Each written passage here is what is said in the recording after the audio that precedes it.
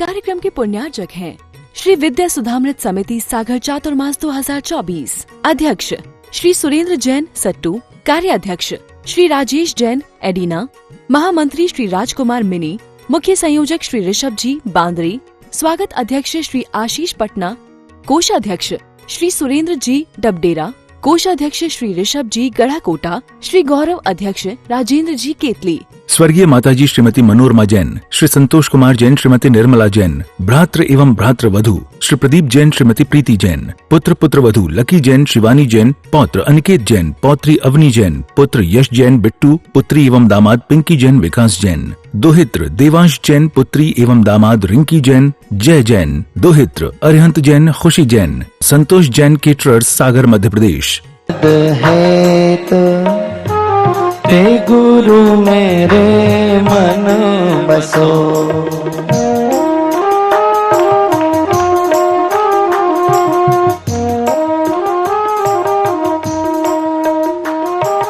धर्म धर 10 लाक्षणी, भावे भावन सार, सहे परि सहे 20 द्वय, चारित रतन भंडार।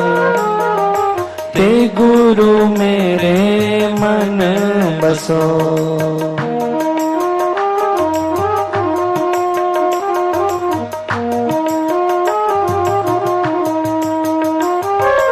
जेठ तपे रवि आकरो, सूखे सरवरनी, शैल शिखर मुनि तपो तपे, बाझे नगन सरी। ते गुरु मेरे मन बसो,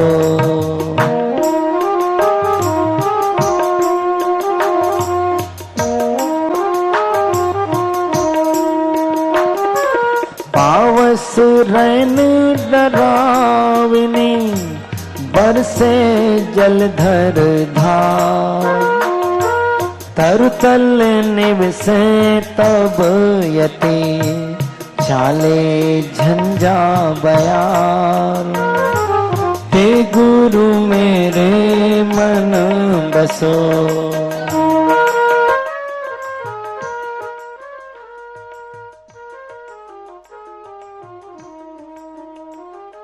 शीत पड़े कपि मध गले, दाझे सब बन राय, ताल तरंगन के तटे, ठाड़े ध्यान लगाए।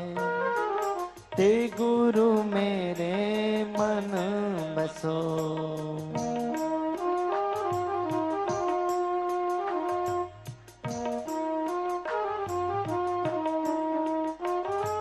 यह विद दुधर तपु तपे, तीनों काल मझार, लागे लजे स्वरूप में, तन सो ममत निवार।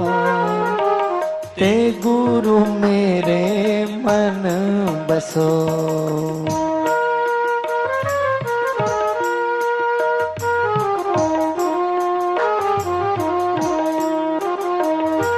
पूरब भोग न चिंतबे, आगम वांछाना, चौगत के दुख सो डरे, सुरति लगी शिव मान। ते गुरु मेरे मन बसो,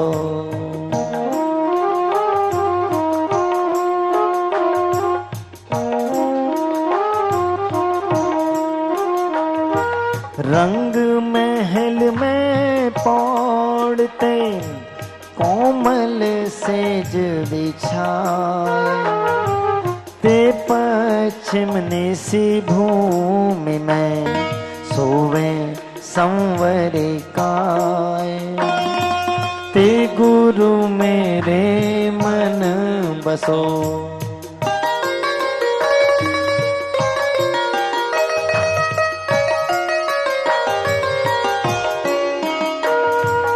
गज चढ़ चलते गरब सो सेना सजी चतुरंग निरख निरख पग वे धरे काले करुणा अंग ते गुरु मेरे मन बसो।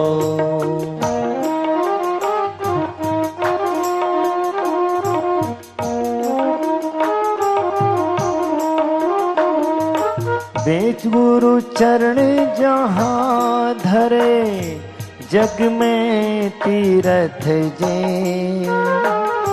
सूरज मम मस्तक चढ़ो भूधर मांगे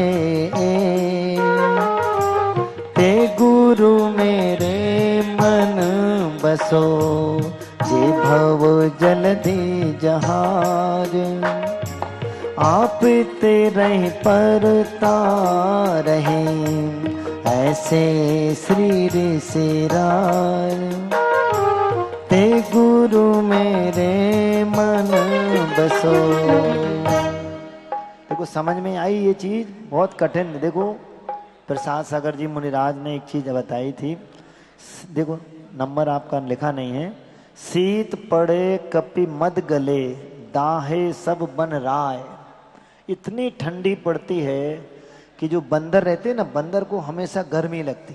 आपने देखा होगा इनकी कितनी भी ठंडी हो, इनकी पेशाब भी पतली नहीं रहती, बहुत गाढ़ी रहती।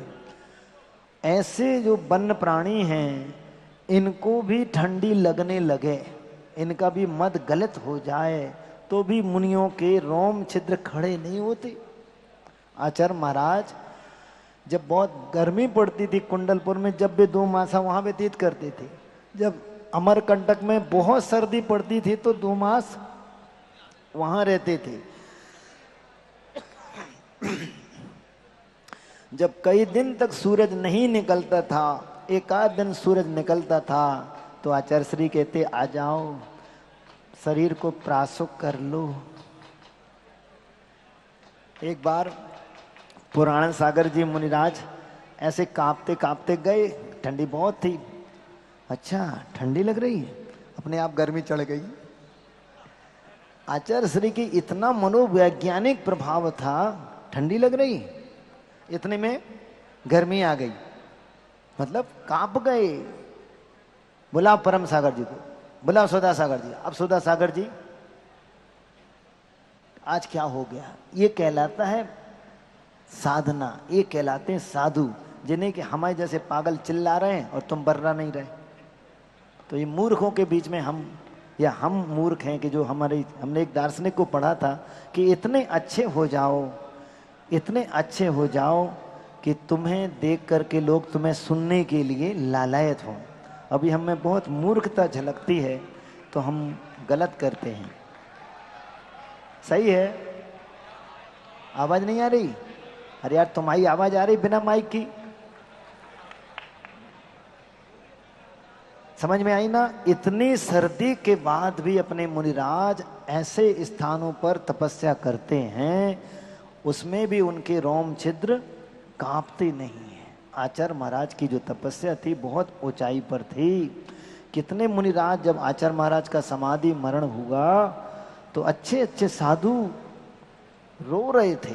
और उस दिन सारे जैन, मतलब अन्न संघ के मुनिराजों ने, पूर्ण सबने उपवास किया था।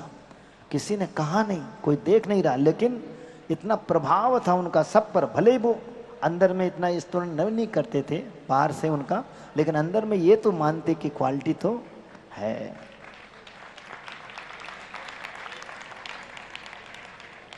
हाँ, मैं बेटा एक आचार्य श्री का भजन सुना दूं है। अब तुम कल मिलोगे नहीं ना मुझे? हाँ, आचार्य महाराज विद्यासागर मेरे। और तो आप थोड़ा सा ऊंचा नहीं सुनते हो तो हमको क्या बताएं। आचार्य श्री हमारे जबलपुर पधारे थे तो उन्हीं के लिखे 40-50 साल पहले, जब वो छोटे थे, संस्कृत हिंदी कुछ भी नहीं जानते थे, उस समय उन्होंने कुछ भजन लिखे थे। तो मैंने आचार्य महाराज को लिख के, हाँ हमको अच्छी लगी तुम्हारी तर्ज।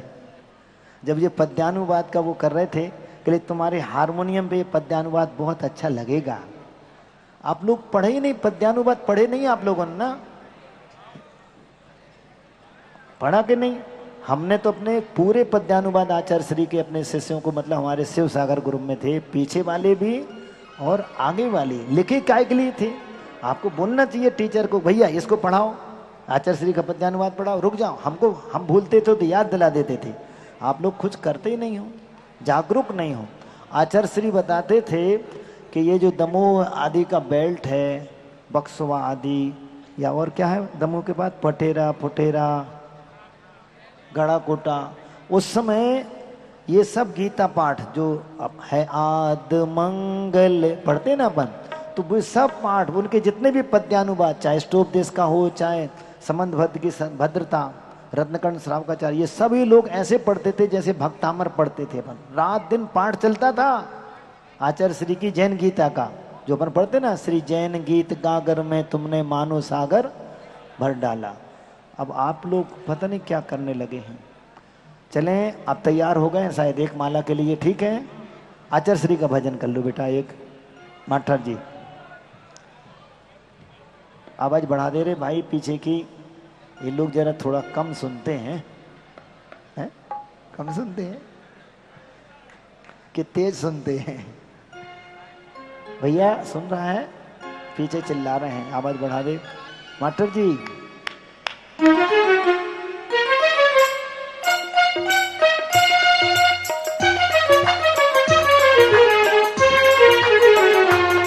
विद्यासागर मेरे सिंधु है ज्ञान के। ताल एक साथ बनाओ, ताल बजाओ तो एक साथ बजाओ बच्चे, बजाओ मट साहब। अरे तुम नहीं, पहले बजने तो दे यार, ताल पहले बजा दी, गजब कर दिया तुमने मास्टर जी।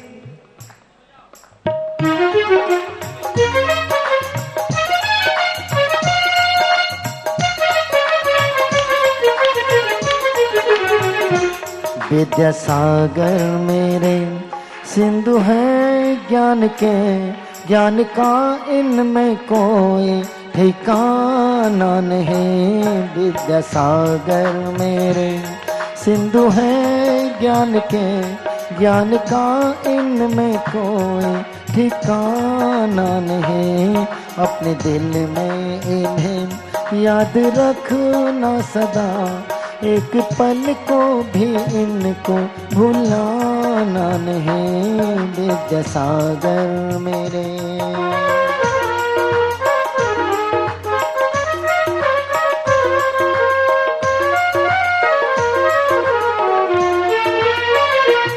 नाम दुनिया में इनका महान है, नाम दुनिया में इनका महान है।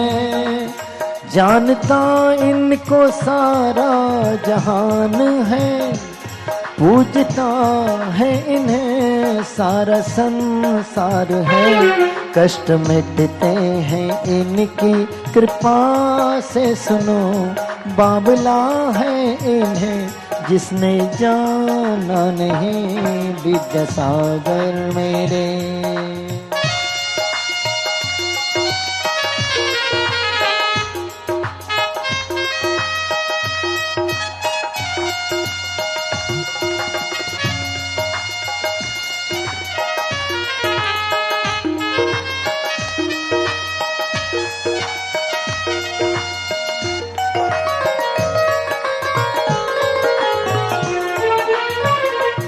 नाम जो भी जपे इनका ध्यान से, नाम जो भी जपे इनका। लाइट वाला जल्दी से स्टेज पे आ जाए, लाइट वाला यदि आवाज सुन रहा तो शीघ्रता से स्टेज पे आए। नाम जो भी जपे इनका ध्यान से, छूट जाएगा मत। कोई भी आगे नहीं, आगे सिरवार्थी सब पीछे रहेंगे। ये क्या कर रहा है भाई? अब नहीं बोलना, नहीं पिट जाओगे जो भी हो। नाम जो भी जपे इनका ध्यान से, नाम जो भी जपे इनका ध्यान से, छूट जाएगा मद मोह काम से। कर्म बंधन से वो मुक्त हो जाएगा, धन हो जाएगा उसका जीवन। सुनो बात सच है, ये कोई बहाना नहीं विद्यासागर मेरे।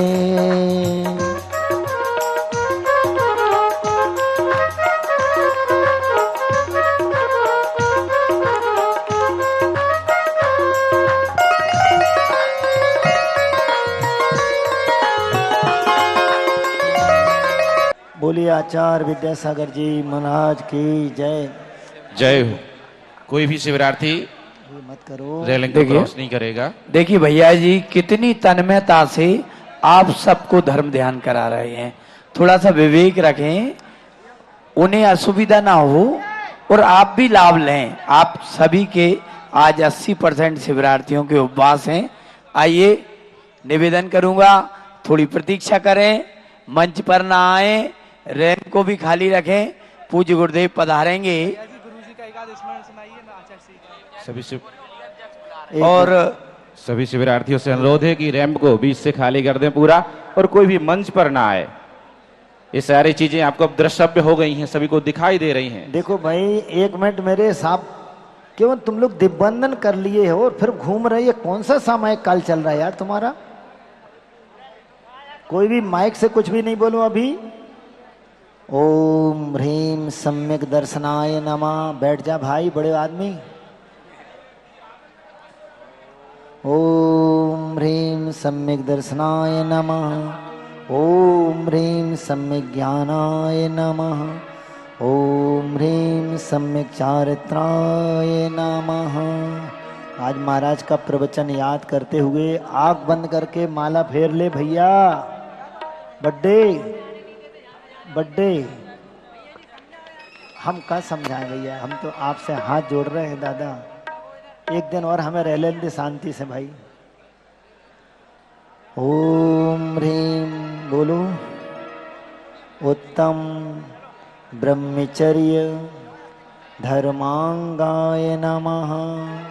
जहाँ हो वहीं बैठ करके माला फेरो, गुस्सा मत हो। ब्रह्म भाव अंतर लखो, सील बाण नो राख, ब्रह्म भाव अंतर लखो। ओ आंख बंद करो। क्या कर रहा है रे भैया? आंख बंद करो भैया और ब्रह्मचर्य का आत्मा दिखाई देने लगे आपको। ओम ह्रीम उत्तम ब्रह्मचर्य धर्मांगाय नमः। ओम ह्रीम उत्तम ब्रह्मचर्य धर्मांगाय नमः। ओम ह्रीम उत्तम ब्रह्मचर्य धर्मांगाय नमः। ओम ह्रीम उत्तम ब्रह्मचर्य धर्मांगाय नमः। ओम ह्रीम उत्तम ब्रह्मचर्य धर्मांगाय नमः। ओम ह्रीम उत्तम ब्रह्मचर्य धर्मांगाय नमः। ओम ह्रीम उत्तम ब्रह्मचर्य धर्मांगाय नमः। ओम ह्रीम उत्तम ब्रह्मचर्य धर्मांगाय नमः। ओम ह्रीम उत्तम ब्रह्मचर्य धर्मांगाय नमः। ओम ह्रीम उत्तम ब्रह्मचर्य धर्मांगाय नमः। ओम ह्रीम उत्तम ब्रह्मचर्य धर्मांगाय नमः। ओम ह्रीम उत्तम ब्रह्मचर्य धर्मांगाय नमः। ओम ह्रीम उत्तम ब्रह्मचर्य धर्मांगाय नमः। ओम ह्रीम उत्तम ब्रह्मचर्य धर्मांगाय नमः। ओम ह्रीम उत्तम ब्रह्मचर्य धर्मांगाय नमः।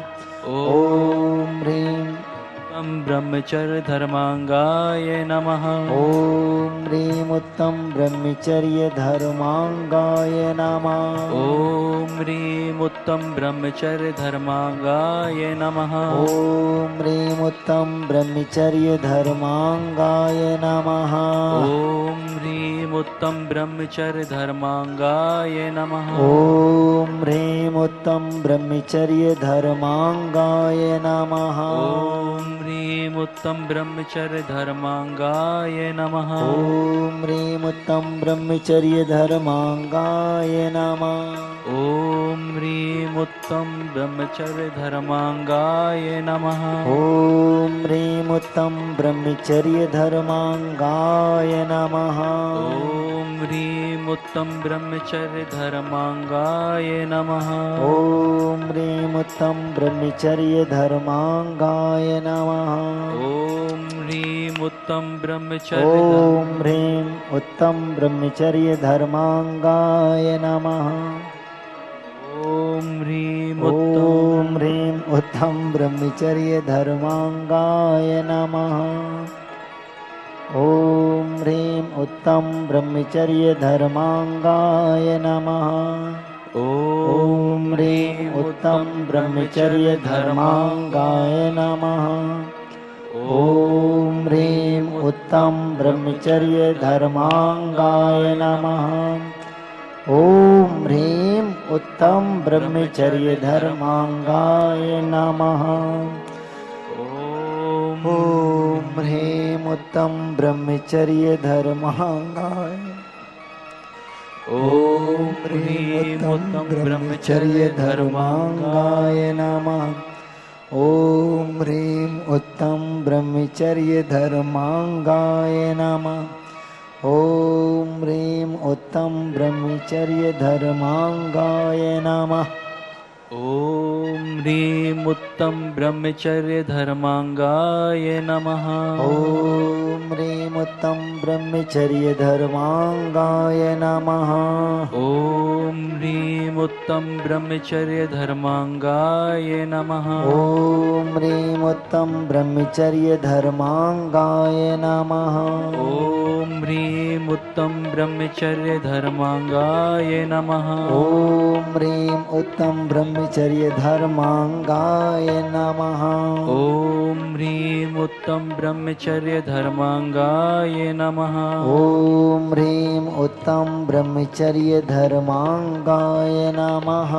ओम ह्रीं उत्तम ब्रह्मचर्य धर्मांगाय नमः। ओम ह्रीं उत्तम ब्रह्मचर्य धर्मांगाय नमः। ओम ह्रीं उत्तम ब्रह्मचर्य धर्मांगाय नमः। ओम ह्रीं उत्तम ब्रह्मचर्य धर्मांगाय नमः। ओम ह्रीं उत्तम ब्रह्मचर्य धर्मांगाय नमः। ओम ह्रीं उत्तम ब्रह्मचर्य धर्मांगाय नमः। ओम ह्रीं उत्तम ब्रह्मचर्य धर्मांगाय नमः। ओम ह्रीं उत्तम ब्रह्मचर्य धर्मांगाय नमः। ओम ह्रीं उत्तम ब्रह्मचर्य धर्मांगाय नमः। ओम ह्रीं उत्तम ब्रह्मचर्य धर्मांगाय नमः। ओम ह्रीं उत्तम ब्रह्मचर्य धर्मांगाय नमः। ओम ह्रीं उत्तम ब्रह्मचर्य धर्मांगाय नमः। ओम ह्रीं उत्तम ब्रह्मचर्य धर्मांगाय नमः। ओम ह्रीं उत्तम ब्रह्मचर्य धर्मांगाय नमः। ओम ह्रीं उत्तम ब्रह्मचर्य धर्मांगाय नमः। ओम ह्रीं उत्तम ब्रह्मचर्य धर्मांगाय नमः। ओम ह्रीं उत्तम ब्रह्मचर्य धर्मांगाय नमः। ओम ह्रीं उत्तम ब्रह्मचर्य धर्मांगाय नमः। ओम ह्रीं उत्तम ब्रह्मचर्य धर्मांगाय नमः। ओम ह्रीं उत्तम ब्रह्मचर्य धर्मांगाय नमः। ओम ह्रीं उत्तम ब्रह्मचर्य धर्मांगाय नमः। ओम ह्रीं उत्तम ब्रह्मचर्य धर्मांगाय नमः। ओम ह्रीं उत्तम ब्रह्मचर्य धर्मांगाय नमः। ओम ह्रीं उत्तम ब्रह्मचर्य धर्मांगाय नमः। ओम ह्रीं उत्तम ब्रह्मचर्य धर्मांगाय नमः। ओम ह्रीं उत्तम ब्रह्मचर्य धर्मांगाय नमः। ओम ह्रीं उत्तम ब्रह्मचर्य धर्मांगाय नमः। ओम ह्रीं उत्तम ब्रह्मचर्य धर्मांगाय नमः। ओम ह्रीं उत्तम ब्रह्मचर्य धर्मांगाय नमः। ओम ह्रीं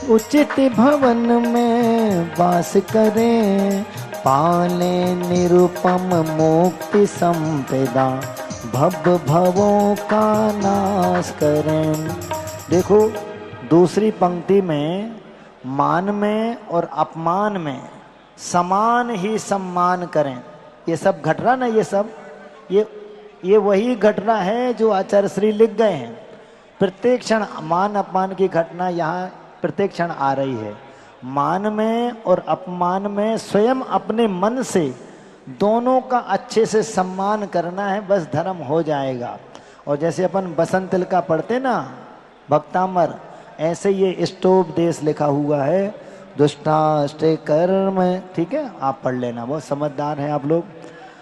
पूर्व दिशा एवं विदिशाओं में जो भी केवली भगवान, पंच परमेष्टि भगवान, जिन धर्म जिनागम, जिन चैत चैत्यालय, सिद्ध क्षेत्र, अक्षय क्षेत्र हूँ, उन सब की मैं मन वचन काय पूर्वक वंदना करता हूँ।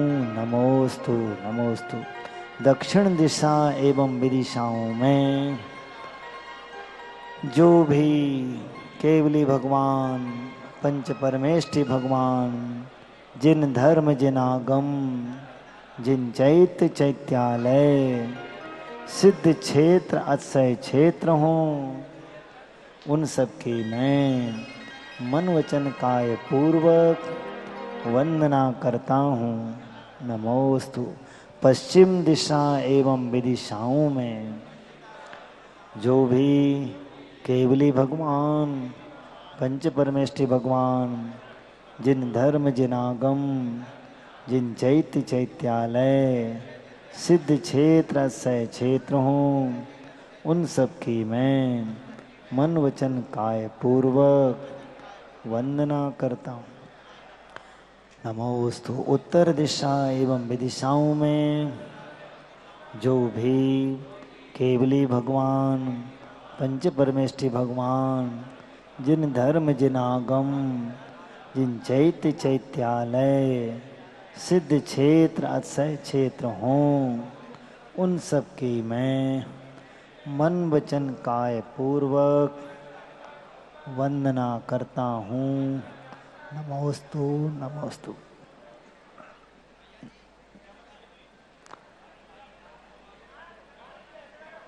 सर्कस तो नहीं सुनाए, हम अपनी वेदना जरूर सुना दे रहा है, देखना आपको।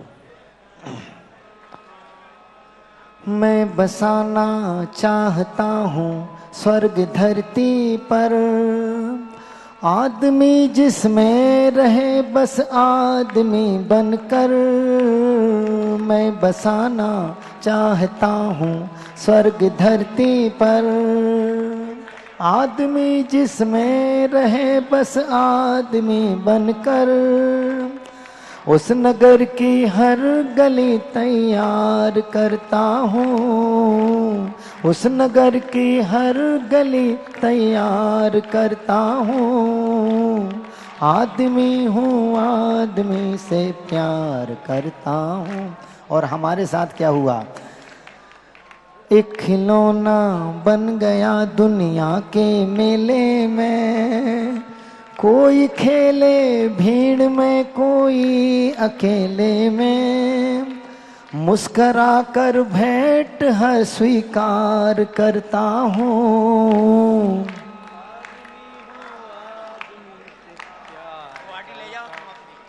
हूँ बहुत नादान मैं करता हूँ नादानी, बेच कर खुशियाँ खरीदूं आँख का पानी। हाथ खाली है मगर व्यापार करता हूँ, आदमी हूँ। अब एक दूसरे से प्यार करना सीखो। जय जिनेंद्र। क्षमा करना भाई हैं बर्थडे। देखिए भैया जी को आपको क्षमा कहना पड़े, इसमें हमें शर्म आ जाती है। आदरणीय श्रद्धेय भैया जी पूज्यवर जब तक आगमन हो रहा है, जब तक इस सभा को आपको ही संचालित करना है, मास्टर आपको ही जी। संभालना है।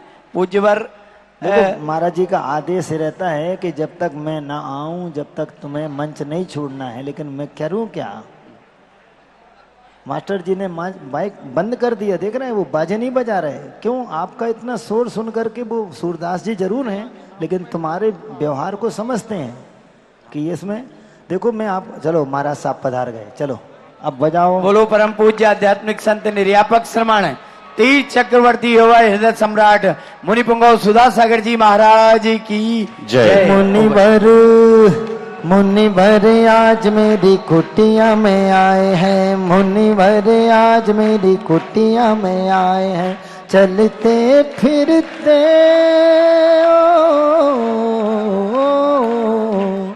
चलते फिरते तीरथ आए हैं मुनिवर।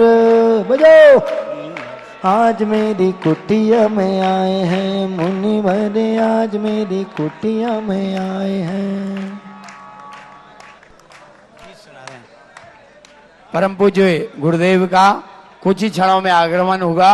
मां साहब, पटेल साहब, अब आपको तो जाना ही है और आपको सबको छोड़कर इन शिवरार्थियों को जाना है। चढ़ता है सड़ जाएगा सूरज, ये गीत आपका पटेल साहब बहुत ही पसंदीदा गीत है।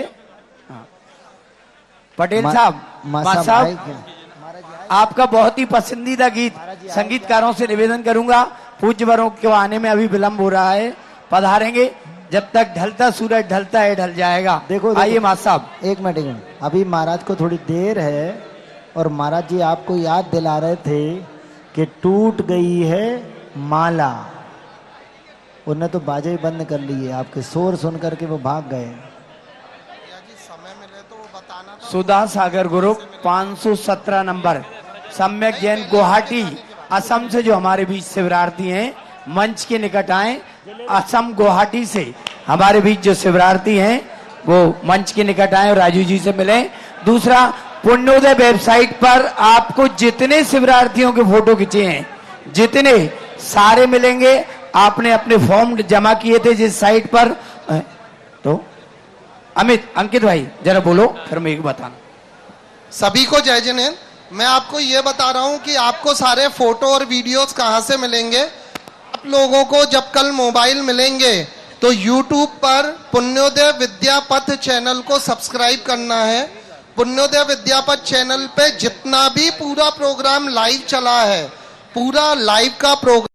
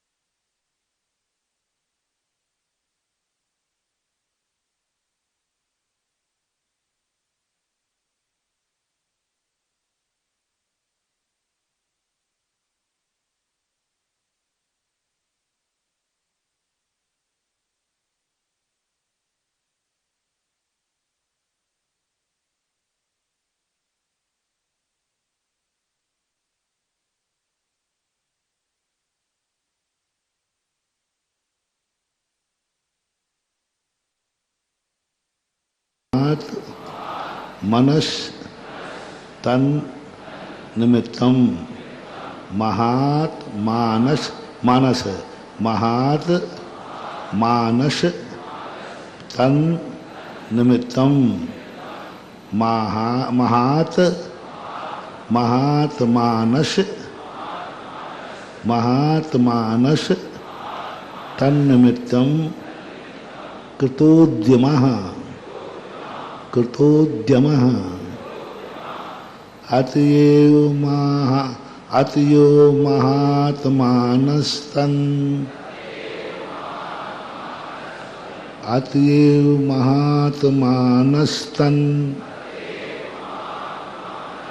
निमित्तं कृतोद्यमः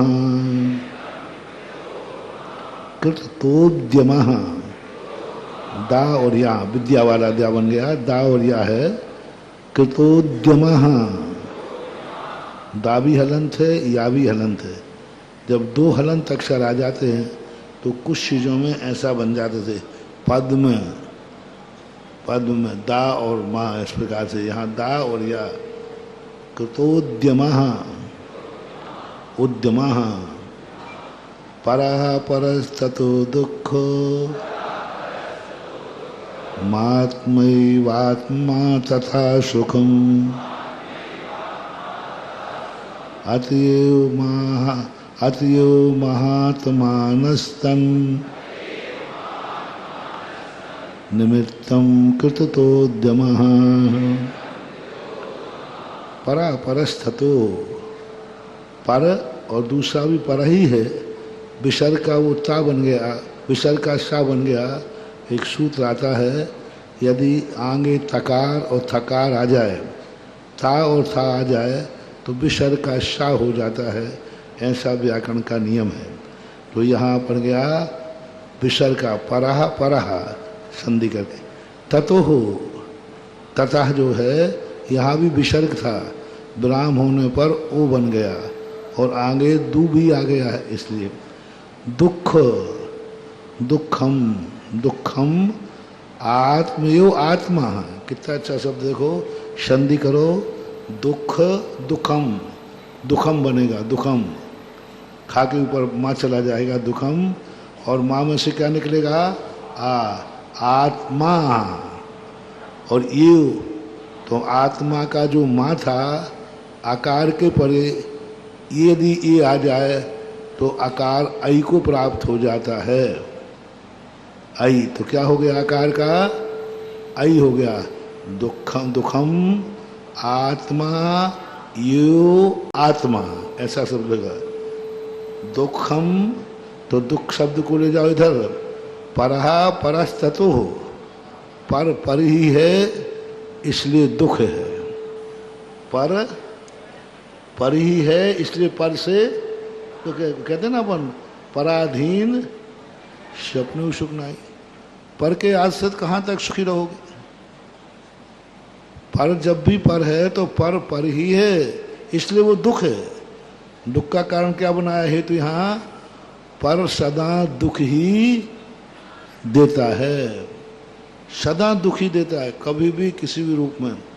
और अपना अपनी होता है, आत्मा यो आत्मा, अपना तो अपनी है। कहते हैं ना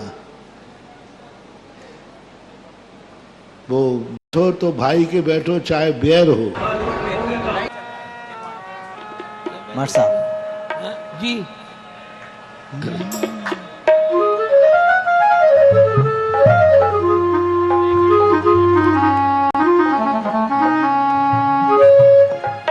जे नहीं महाराज जी आ रहा है ना, है प्रीत जहाँ की री सदा। तो आज महाराज साहब का एक अंतरा करें,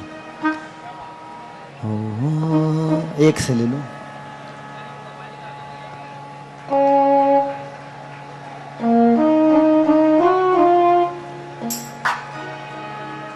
तुम महावीर के नंदन हो, तुम कुंद कुंद के कुंदन हो।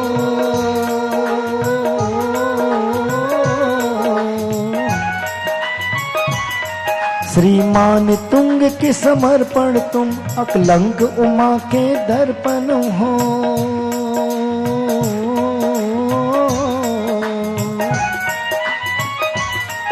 तुम जिन वाणी के गायक हो, तुम जिन वाणी के गायक हो, मैं शान से कहता जाता हूँ। सुधा सागर जी का चेला हूँ, आचरण की बात सुनाता हूँ। जिस गुरु ने हमको ज्ञान दिया, जिस गुरु ने हमको दोनों हाथों को ऊपर उठा के मीठी मीठी तालियों के साथ बीच में घुस गए। जिस गुरु ने हमको ज्ञान दिया, उस गुरु का गौरव गाता हूँ। सुधा सागर जी का चेला हूँ, आचरण की बात सुनाता हूँ।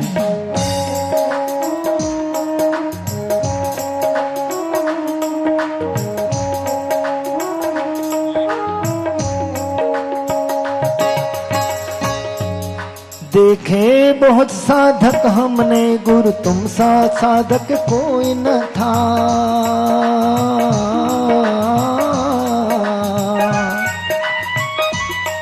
चलते हैं स्वयं उस सतपथ पर जो गुरु जी ने, जो महावीर ने बताया था।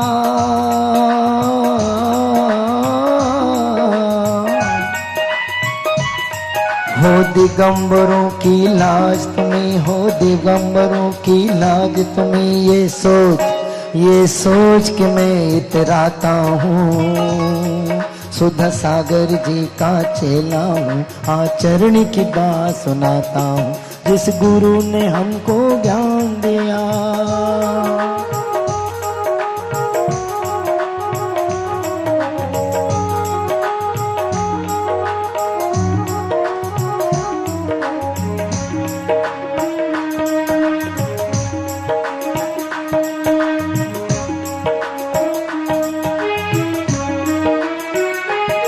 बे चले तो संग ब्रह्मांड चले, बे रुके तो पल थम जाता है।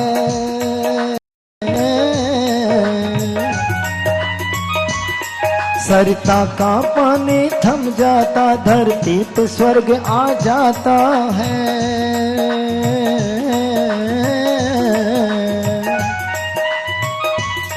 हे महाश्रमण हे धर्म सूर्य, हे महाश्रमण हे धर्म सूर्य, तुम नित नित शीश नवाता हूँ।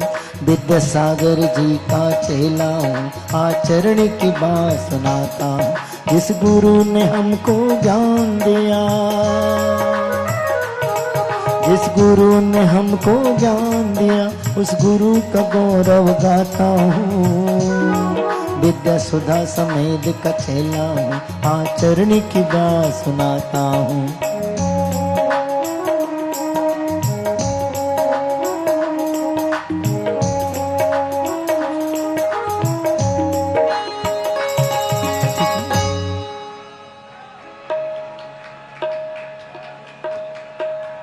जल्दी बंद कर देते माट साहब।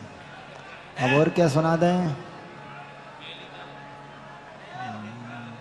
देखो, एक एक भजन पर महाराज जी के उपदेश हैं, सुनना जरा। जब तक महाराज आ रहे हैं, अपना अहंकार कैसे गुरुओं पर निछावर कर देना चाहिए। भक्त अभिमान भेंट कर देता है। ये गर्भ भरा मस्तक मेरा, ये गर्भ भरा मस्तक मेरा, प्रभु चरण धूल तक झुकने दे। अहंकार विकार भरे मन को, निज नाम की माला जपने दे। ये गर्भ भरा मस्तक मेरा।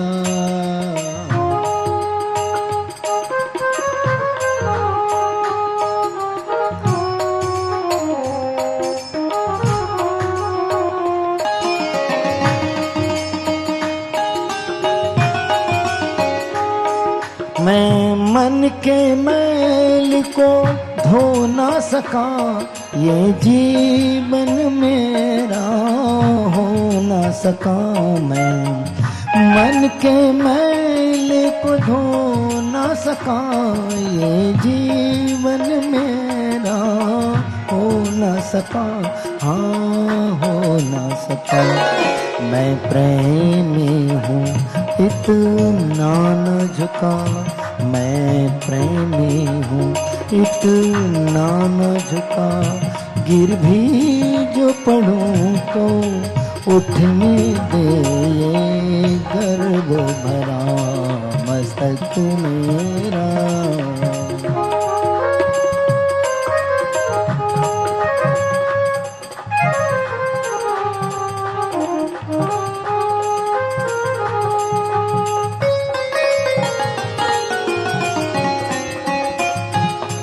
मैं ज्ञान की बातों में खोया और कर्महीन पढ़कर सोया।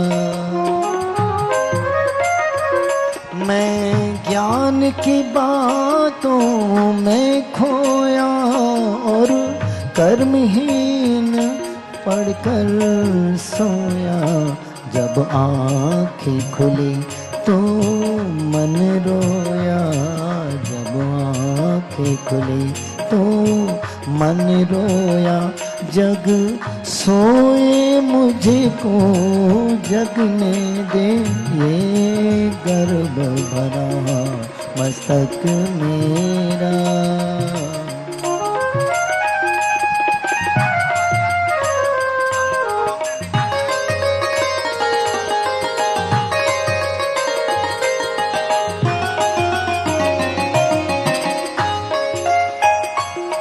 जैसा भी हूँ खोटा या खरा, निर्दोष शरण में आ तो गया।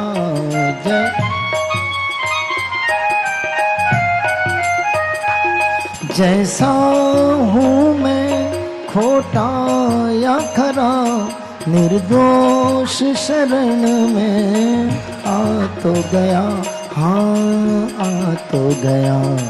एक बार ये कह दे खाली जा, एक बार ये कह दे खाली जा।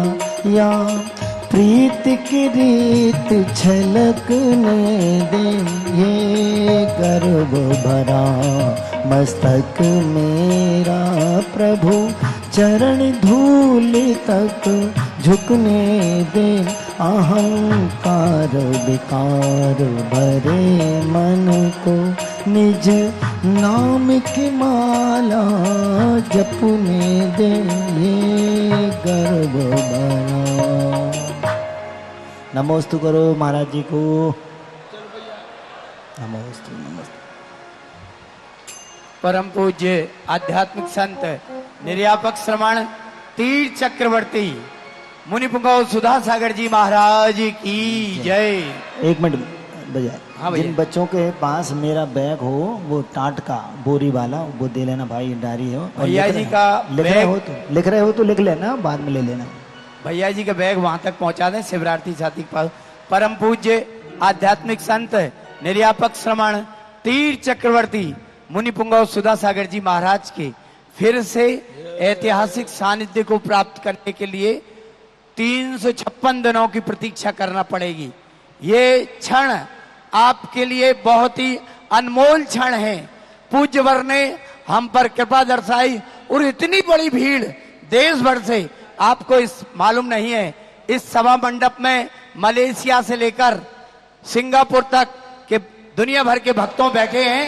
वहीं गुवाहाटी असम से लेकर बेंगलोर और विशाखापट्टनम औरंगाबाद होते हुए देश के 17 राज्यों से अधिक के शिवरार्थी यहां धर्म साधना करने आ रहे हैं। जिनके लाखों रुपए का पैकेज है, बेंगलोर से वो तमाम IITian आ रहे हैं। कंप्यूटर, मोबाइल सबको छोड़कर परम पूज्य आध्यात्मिक संत निर्यापक श्रमण जिनकी वाणी, जिनके शब्दों में चमत्कार है और इनके मुख से जो निकल जाता है उसे पूरा होना पड़ता है। ऐसे परम पूज्य गुरुदेव का हमें मंगल सानिध्य मिला है, उनसे ही हम आज अपने नियम संकल्प लेंगे। परम पूज्य गुरुदेव के चरणों में सभी शिवरार्थी एक बार दोनों हाथों को ऊपर करें अंजलि बनाएं। आज चतुर्दशी है, आपके उपवास हैं। पूज्य वर के श्री चरणों में हम नमोस्तु निवेदित करके आशीर्वाद प्राप्त करेंगे। हे गुरुदेव, नमोस्तु नमोस्तु नमोस्तु। धर्म सभा की ओर से प्रार्थना। ओम नमः शिवाय।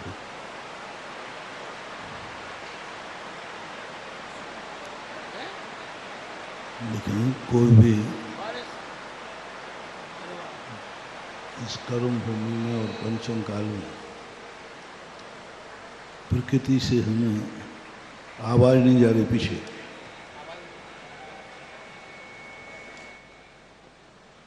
आवाज पहुंचे। हाँ, तो प्रकृति ने ऐसा जीवन दिया हमें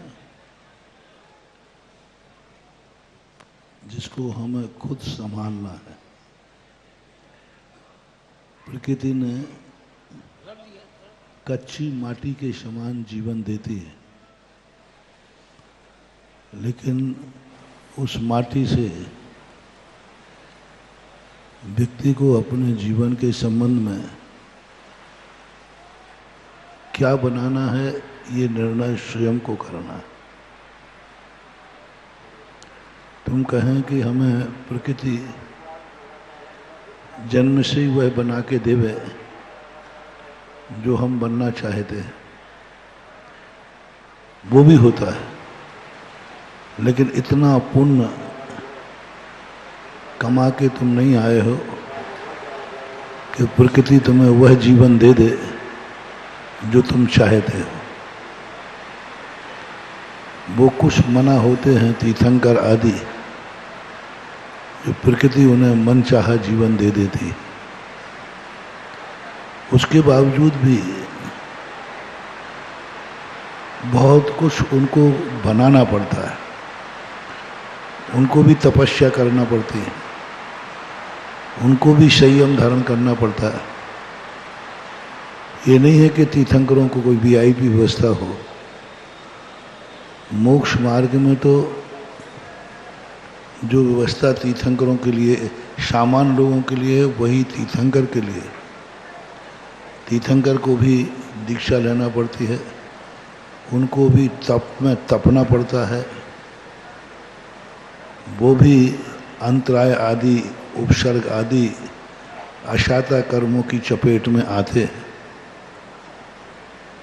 और उनको भी अपने जीवन में वो सहन करना पड़ता है।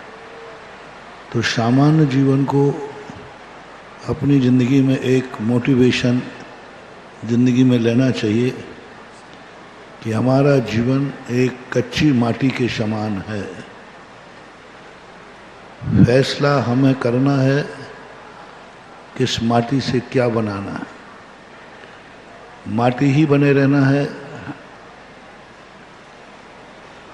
तो माटी तो सदा से तुम थे हो और रहोगे। कभी माटी पे पानी बरसेगा, कीचड़ बन जाओगे, कभी माटी पर कोई हल चलाएगा, खेत बन जाओगे। वो तो माटी का जो स्वरूप है, तुम्हारे हाथ में कुछ भी नहीं रहेगा। लेकिन नीति कहती है कि यदि इतना ज्ञान तुम्हें हो जाए कि मैं माटी हूं, इतना ज्ञान तुम्हें हो जाए, यदि तुम्हें यही ज्ञान नहीं है कि मैं माटी हूं, तो तुम कुछ भी नहीं बन पाओगे। लेकिन संगी पंचेंद्रिय मनुष्य हो, मनुष्य में भी आर्यखंड के मनुष्य हो, आर्यखंड में भी जैन जाति के मनुष्य हो, और जैन जाति में भी तुम शिवरार्थी हो।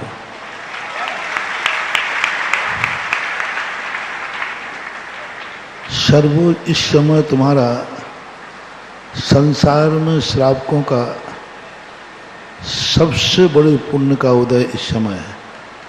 सबसे बड़े ऊंचे पद पर हो। एक अविरत सम्यक दृष्टि की ये अंतिम दशा है। अविरत सम्यक दृष्टि इससे ज़्यादा कभी उठ ही नहीं सकता। सर्वोच्च दशा है, क्योंकि अवरत सम्य दृष्टि इससे ज्यादा कुछ भी नहीं कर सकता। और उसमें भी तुम्हारे लिए इतना ज्ञान हो जाए कि तुम माटी हो, पत्थर नहीं हो, दलदल नहीं हो, रेत बजरी नहीं हो, माटी है। मात मैंने तुम्हें इस शिविर में इसलिए बुलाया कि तुम्हें इतना सा ज्ञान, एक ज्ञान तो तुम्हें करना है कि हम माटी हैं, दूसरा ज्ञान गुरु से लेना है कि माटी से क्या क्या बन सकता है। गुरु इससे ज्यादा कुछ नहीं कर पाएंगे। एक लिस्ट तुम्हें दे देंगे कि माटी से ये चीजें बनती हैं। माटी का गारा भी बनता है, कीचड़ भी बनता है, माटी खेत के काम भी आती है, माटी से दिया भी बनता है, माटी से मंगल कलश भी बनता है। और माटी से कुछ भी नहीं बने तो कुछ भी नहीं बनता है। इसमें टिक मार्क तुम्हें करना है कि मुझे क्या बनना है, तुम्हें क्या बनना है। जैन धर्म दीपक बनने की नहीं कहता, क्योंकि दीपक दूसरों को तो प्रकाश देता है लेकिन स्वयं को अंधेरे में रखता है। दिया तले अंधेरा सदा रहता है, दिया तले अंधेरा रहता है। तो कई लोग जिंदगी में दीपक बन जाते हैं, दूसरों को तो प्रकाश देते हैं, स्वयं की जिंदगी अंधेरे में रहती है। जैन जाति में, जैन कुल में जन्म हुआ, शिविर में आए हो, हमारे पूज्य आचार्य महाराज ने मूक माटी को दीपक नहीं बनाया, उन्होंने मंगल कलश बनाया। मंगल कलश के साथ सबसे बड़ी विशेषता है कि वो दूसरों के तो काम आते ही है, स्वयं भी ऊपर उठता है। जब तक स्वयं पवित्र नहीं होगा वो दूसरों की पवित्रता, दूसरों के लिए शगुन नहीं बन पाता। जब व्यक्ति स्वयं में अपने आप में पवित्र होता है तभी दूसरों के लिए वो शगुन बनता है। अब मंगल कलश बनने का निर्णय, और जो मंगल बनता है उसको पहले स्वयं पवित्र होना पड़ता है। जैसे अपने यहाँ 4 मंगल होते हैं, अरहंत मंगल, तो अरहंत स्वयं पवित्र हुए, सिद्ध मंगल स्वयं पवित्र हुए, साहू मंगल स्वयं पवित्र हुए। धर्म तो पवित्र है ही। ऐसे ही यदि आप चाहते हैं कि हम जैन कुल में जन्म लेकर शिविर में भर्ती हुए हैं,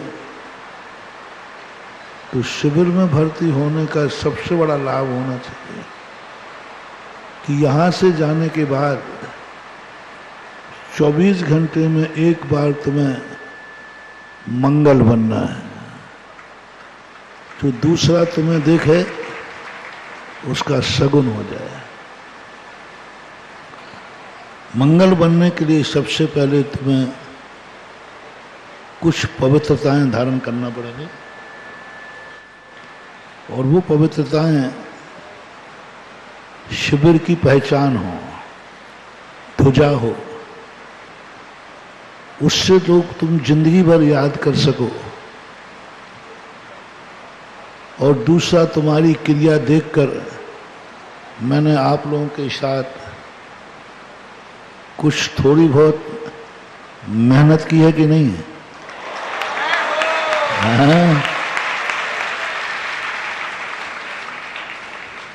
बहुत मेहनत की और हमें बहुत कुछ 10 दिन में खोना पड़ता है तब दे पाता हूँ। हमारा स्वाध्याय, हमारे और भी जो विशेष कार्य होते हैं उनको हमें बंद करना पड़ता है। चलो कोई बात नहीं, तुम्हारे लिए तो सबसे बड़ी चीज है कि तुम शिवरार्थी हो, मेरी सबसे बड़ी मजदूरी दो। बेटा मैंने मेहनत करा ली और तुमने मजदूरी नहीं दी तो वो फिर तुम्हारे नाम पर कर्ज हो जाएगी, और साधु के कर्ज का ब्याज बहुत कठिन होता है, चुका नहीं पाओगे। जन्म जन्म तक भी तुम साहूकार का और साधु का कर्ज, ये दो कर्ज ऐसे हैं कि तुरंत के तुरंत इन पे या तो माफीनामा हो और या फिर तुम कर्ज को चुकाओ, दो चीजें होती हैं। और यदि कर्ज एक बार मर गया, छत्री की तलवार से तो व्यक्ति एक बार मरता है, लेकिन साहूकार की कलम से नीचे आ जाए तो पीढ़ियां निकल जाती हैं। इसी प्रकार साधु का कर्जा होता है जबरदस्त, बहुत जबरदस्त। यदि ये ऋण तुम्हारे ऊपर रह गया तो बेटा जन्म जन्म तक ब्याज भी नहीं चुका पाओगे।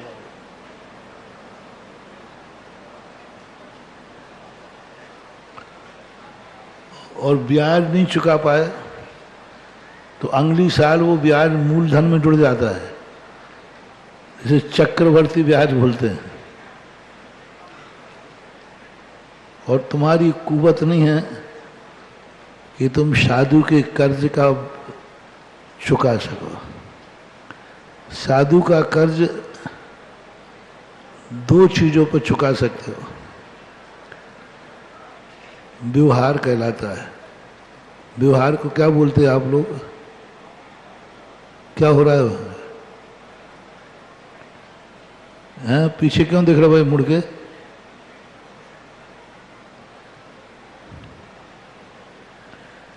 मेरे से ज्यादा अच्छी चीज पीछे है तो फिर मैं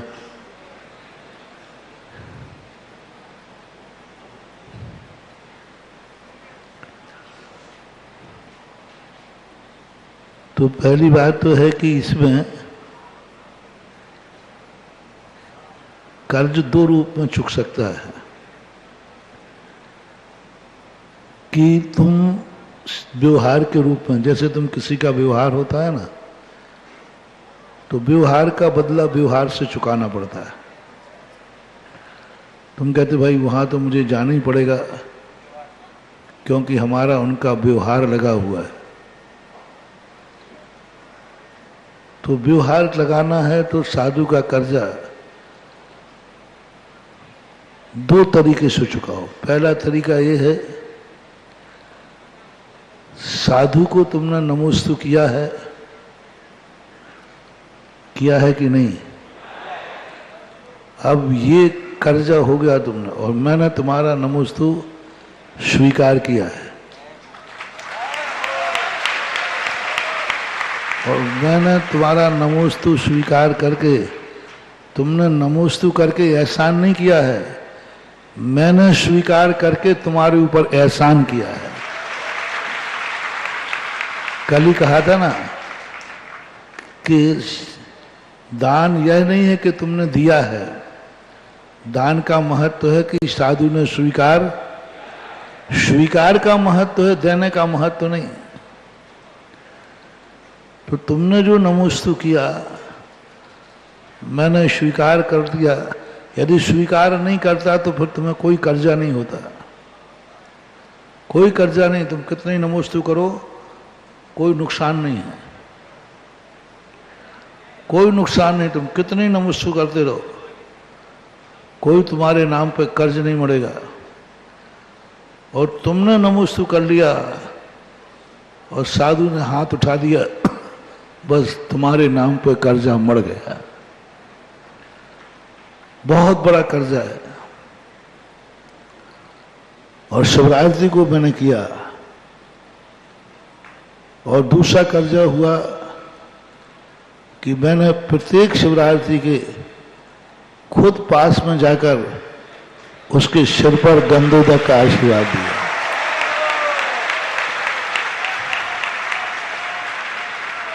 अब ये कर्जा तो ऐसा है बेटा,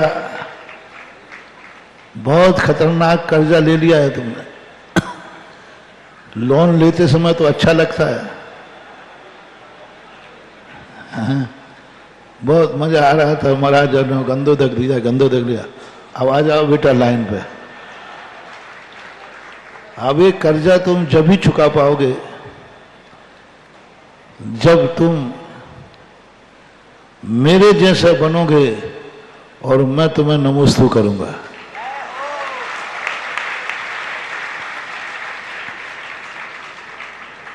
गुरु का कर्जा गुरु बन करके ही चुकाया जा सकता है, दूसरा कोई शॉर्टकट नहीं है। गुरु का कर्जा गुरु बनकर, भगवान का कर्जा भगवान बनके।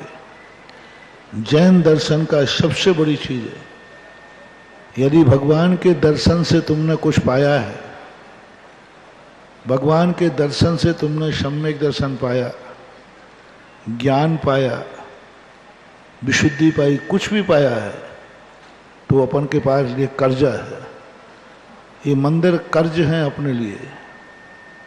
ये मूर्तियां जब भी पंचारण करने के अपन ने जो मूर्ति भगवान को बुलाया है ना, इसका टीएडीए बहुत खतरनाक है। जैसे कोई बड़े मंत्री को बुलाओ तो बहुत खर्चा हो जाता है, ऐसे ही भगवान को सिद्धालय से बुलाया है, इनका बहुत खतरनाक टीएडीए बिल बनता है, बहुत बड़ा कर्ज हो जाता है। उसके बाद उनको पंचांग बैठालना ये कर्ज है। फिर उनके दर्शन करके अपने संकट दूर करना, कर्मों की निजरा करना, सम्यक दर्शन प्राप्त करना, ये सब कर्ज हैं। यहां फोकट में कुछ भी नहीं होता। अब इतने एहसान भगवान के अपने ऊपर हैं। ये जिनवाणी उनकी है, उनके उपदेश से अपना कल्याण हुआ। अब इनका कर्जा मात जिनवाणी एक ही बात लिखी है, यदि जिनेंद्र भगवान से तुमने कुछ लाभ लिया है तो वह कर्जा तभी चुकेगा तब तुम जिनेंद्र बनोगे। तो यदि तुमने जिनेंद्र बनने का संकल्प नहीं किया तो ये कर्जा तुम्हारे ऊपर ऐसा चढ़ता जाएगा कि तुम इस भार से दबते दबते और ऐसी दुर्गति में पड़ोगे कि कोई उठाने वाला भी नहीं मिलेगा। इसलिए जिनवाणी माँ ने तुरंत कहा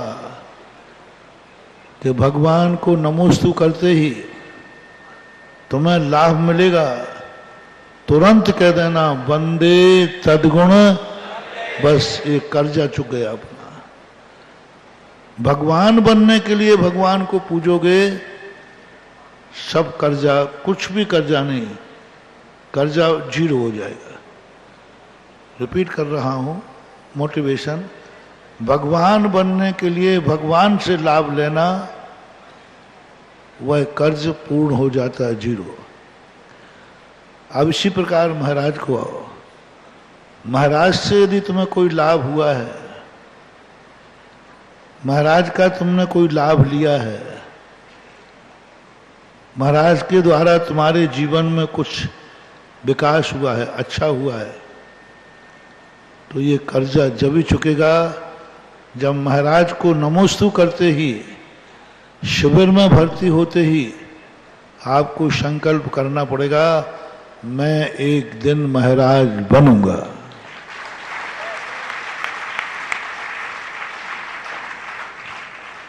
आशीर्वाद मिल गया नमोस्तु करते ही।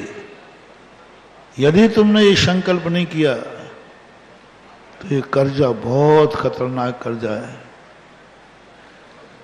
मात्र संकल्प करो कि महाराज ने हमें आशीर्वाद दिया, गंधोदक दिया, 10 दिन शिविर में पढ़ाया, लाभ हुआ है कि नहीं? हाँ जीवन। तो बस एक कार्य कर लो, सब लोग आंख बंद करके नमोस्तु कर लो कि मैं एक दिन महाराज बनूंगा आप जैसा। आवाज धीरे आ रही है, थोड़ा सावधानी से बोलना, लाइव हो रहा है, तुम्हारे घर वाले भी सुन रहे होंगे। हिम्मत है ये करने की? है हिम्मत?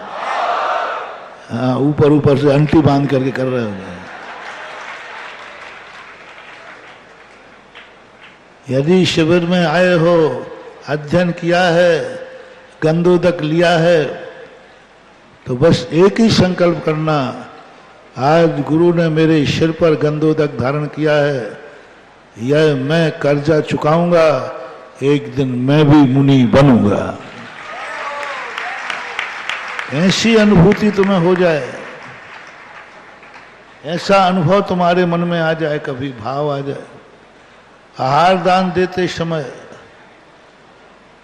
तुमने आहार कराया है तो तुम्हारा कर्जा हमारे ऊपर नहीं होता। हम तुम्हारे घर में आहार करके आए हैं, हमारा तुम्हारे घर में जाना ही कर्ज है। अब ये कर्जा जब माफ होगा, क्योंकि आहार करके मैं धन्य नहीं हुआ हूं, आहार करा के तुम धन्य हुए हो। शिविर लगा के मैं धन्य नहीं हुआ हूं, शिविर में आके तुम धन्य हुए हो। जो धन्य होता है वो कर्जदार होता है, सीधी बात। रिपीट कर रहा हूं, जो धन्य होता है वो कर्जदार होता है। बोलो, शिविर लगा के मैं धन्य हुआ कि तुम? तो बस कर्जदार हो। आहार लेकर मैं धन्य हुआ कि तुम देकर धन्य होते हो? बस कर्जदार तुम हो गए। अब आहार देते समय ये भाव आ जाए, एक दिन मैं भी ऐसे ही खड़े होकर पानी पात्र में आहार लूंगा। आहार देते समय ये भाव आ गया, कर्ज चुक गया। जैन दर्शन का, देवशास्त्र गुरु का कर्ज चुकाने का सबसे बड़ा पूज्यवर अकलंक स्वामी राजवार्तिक में, बड़ों का कर्जा यही है कि वो जैसा तुम्हें चाहते हैं, अपने जैसा बनाना चाहते हैं, तो उनके जैसा बन जाओ, सारा कर्जा चुक जाता है। कोई राजवार्तिक में अकलंक स्वामी ने स्पष्ट कहा, गुरु जैसा चाहते हैं, अपने जैसा बनाना चाहते बन जाओ, भगवान जैसा चाहते भगवान बनाना चाहते बन जाओ, बस सब कर्जा चुक गया। अब ये कुवत तुम्हारे पास हो, ये कुवत तुम्हारे पास हो तो कोई बात नहीं। यदि इस कुवत में थोड़ा मन हिचक रहा हो, मोह जाग रहा हो, हिम्मत नहीं हो पा रही हो, कुछ मन की परेशानी, कुछ शरीर की परेशानी, कुछ कर्मों की परेशानी, कुछ परिवार की परेशानी, कुछ तुम्हारी बुरी आदतों की परेशानी, इस कार्य में तद्रूप होने के लिए ये 5-7 बाधक बनते हैं। आप बनना भी चाहते हैं, लेकिन आपका मन नहीं बनने देता,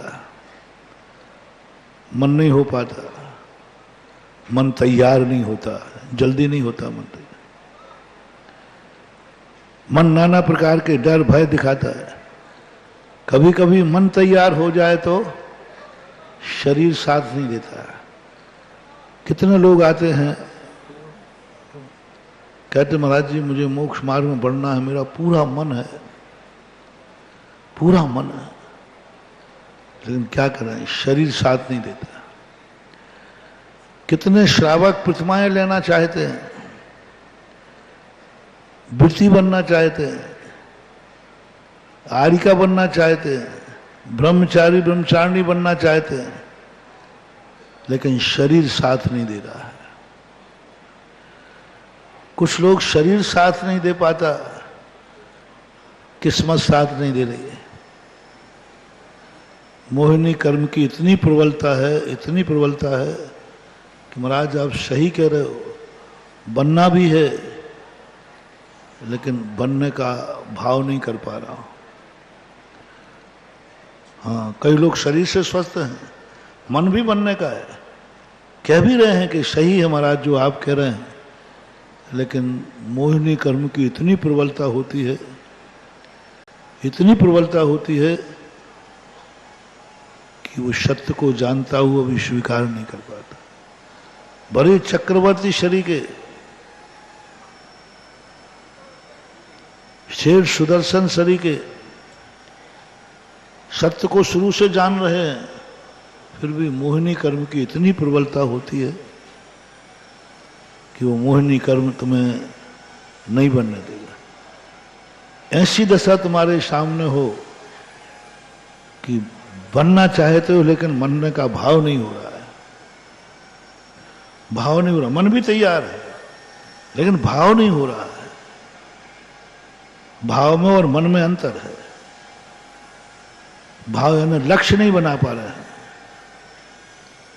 इसके बावजूद भी कुछ पारिवारिक परिस्थितियां हैं जो बेहतर नहीं बनने देंगे। परिवार की स्थितियां हैं, नहीं बनने देंगे। माँ बाप बूढ़े हैं, माँ बाप का कोई सहारा नहीं है, बनना चाहो तो नहीं बन सकते। गृहस्थी में फंस गए हो, अब तुम कुछ नहीं कर सकते।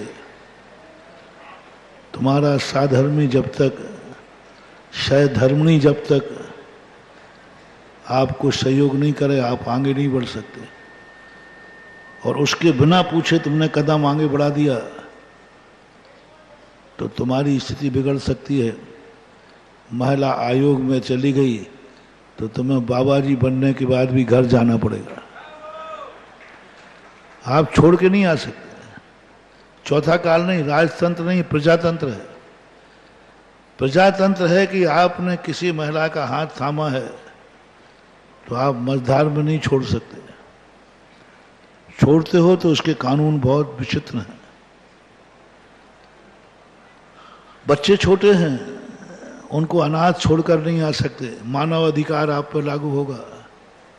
पहले नहीं कि मात्र बच्चे के जन्म पर मुंह देख करके तिलक करके चले गए, आज नहीं कर सकते। मानव अधिकार लागू हो जाएगा। आपने छोटे अनाथ बच्चों को छोड़ के क्यों गए? यदि किसी ने जनहित याचिका दायर कर दी, किस व्यक्ति ने बच्चों को छोड़कर, उसकी मां ने जनहित याचिका दायर कर दी कि बच्चों को जन्म देकर बाबा जी बन गए, कानून आपको अरेस्ट कर लेगा और आपको मुनि पद छोड़कर बच्चों का पालन करने के लिए घर जाना पड़ेगा। ये परिस्थिति तुम्हारी जिंदगी में आ गई हो तो, और भी कोई इस साइड की परिस्थितियां हो सकती हैं। कोई भी अंदर विषय वासना वर्ते, बाहर लोक लाज भय भारी, ताते परम दिगंबर मुद्रा, धर न सके दीन संसारी। यदि ये कारण बन रहा हो, लोक लाज, अंदर के इंद्रिय और मन पर कंट्रोल नहीं हो रहा हो, फिर भी आपको गुरु से आपने लाभ लिया है, ऐसे व्यक्ति जो साधु नहीं बन सकते इतनी परिस्थितियों से। मैंने सारी परिस्थितियां तुम्हारी, जो तुम्हारे पास परिस्थिति रहती या बहाना रहता है, उन सारी परिस्थितियों को मैंने तुम्हारे सामने रख दिया। यदि नहीं बन सकते हो, शिविर में आने के बाद भी तुम साधु नहीं बन सकते हो, वृत्ति नहीं बन सकते हो, प्रतिमाएं नहीं ले सकते हो, तो फिर एक ही तरीका है, एक ही तरीका है कि गुरु को इतना प्रसन्न करो वे कर्जा माफ कर दें। सरकार कर्ज तो होता है, कर्ज तो हो गया, अब उसमें कोई हेरा फेरी नहीं हो, तो 10 दिन पूरे हो गए और आज ये पहले कह देते तो हम बीच में भाग जाते, उससे कोई फर्क नहीं पड़ता। कर्जा तो वो हो चुका, लोन तो तुम ले चुके। अब सरकार के लोन दो ही हैं, या तो लोन चुका दो और या सरकार की कृपा हो जाए तो लोन, कई बार लोन माफ होता है कि नहीं? सबसे अच्छा क्या है, माफ करवाना कि चुकाना? हाँ बेटा चुकाना, देखो गड़बड़ मत करना।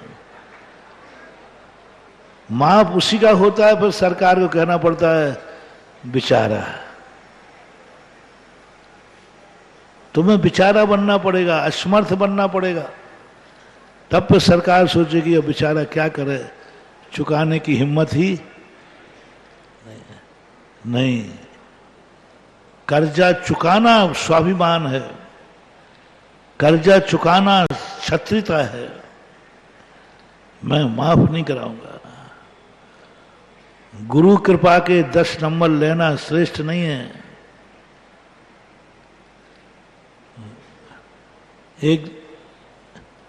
एक व्यक्ति अच्छे नंबर लाया, 90 नंबर लाया, मान लीजिए 99 नंबर लाया और उसने 1 नंबर मांगा कि महाराज जी 1 नंबर दे दो तो 100 हो जाएंगे। दूसरा व्यक्ति 23 नंबर लाया, 23, उसको गुरु ने बिना मांगे बिना कहे क्या दे दिया, 10 नंबर का ग्रेस दे दिया। कितने हो गए? बिना मांगे 10 नंबर का ग्रेस दे, गुरु कृपांक बोलते उसे, ग्रेस, गुरु कृपांक। और वो 99 वाला कितने नंबर मांग रहा है बेचारा, तो भी 1 नंबर देने का कोई प्रावधान नहीं है, कानून में भी नहीं है कि किसी का, और 10 नंबर का प्रावधान है, 10 नंबर देने का प्रावधान है। किसको? जो बेचारा, उसको 1 नंबर नहीं है। तो बोलो गुरु कृपा के 10 नंबर चाहिए या 1 नंबर की भी गुरु कृपा नहीं मिलेगी, अपनी मेहनत से 99 नंबर पा लेना ठीक है, कि गुरु की कृपा से 10 नंबर मिल जाएं वो ठीक है। 10 नंबर का सवाल है गुरु कृपा के, और गुरु कृपा नहीं पाई तो 1 नंबर की भी गुरु कृपा नहीं होगी। जिसने मेहनत की, जिसने पढ़ाई की, दिन रात एक किया, उसको 1 नंबर भी नहीं। और जो गधा चंद सोता, जो गधा चंद सोता रहा, पढ़ाई नहीं की, स्कूल भी नहीं आया, कॉलेज भी नहीं आया, उसके ऊपर गुरु कृपा के 10 नंबर। ये बहुत बड़ी विचारनी बात है मानव। उसको 1 नंबर नहीं, 1 नंबर भी गुरु कृपा से न मिले वो जिंदगी श्रेष्ठ है, क्योंकि 10 नंबर। इसलिए कर्जा माफ करने वाली बात तो मैं तो पसंद नहीं करता। मैं तो ये चाहता हूं गुरु से कर्जा माफ नहीं कराऊंगा, गुरु का कर्जा चुकाऊंगा। और गुरु का कर्जा चुकाने की तो विधि मैंने बताई दी, बंदे लब्धे, कर्जा चुकेगा। भगवान का भी कर्जा, मैं कभी भगवान से कर्जा माफ नहीं कराता हूं।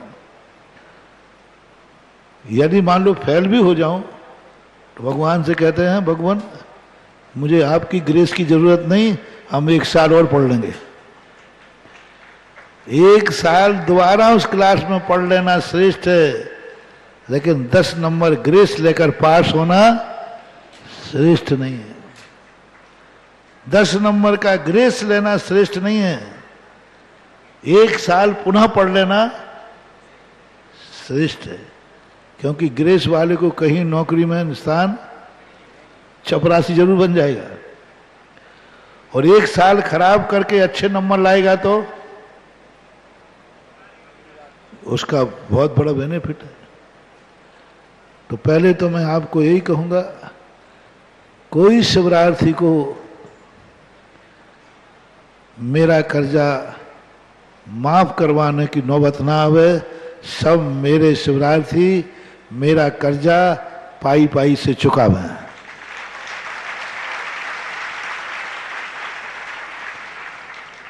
सरकार भी मजबूरी में माफ करती है।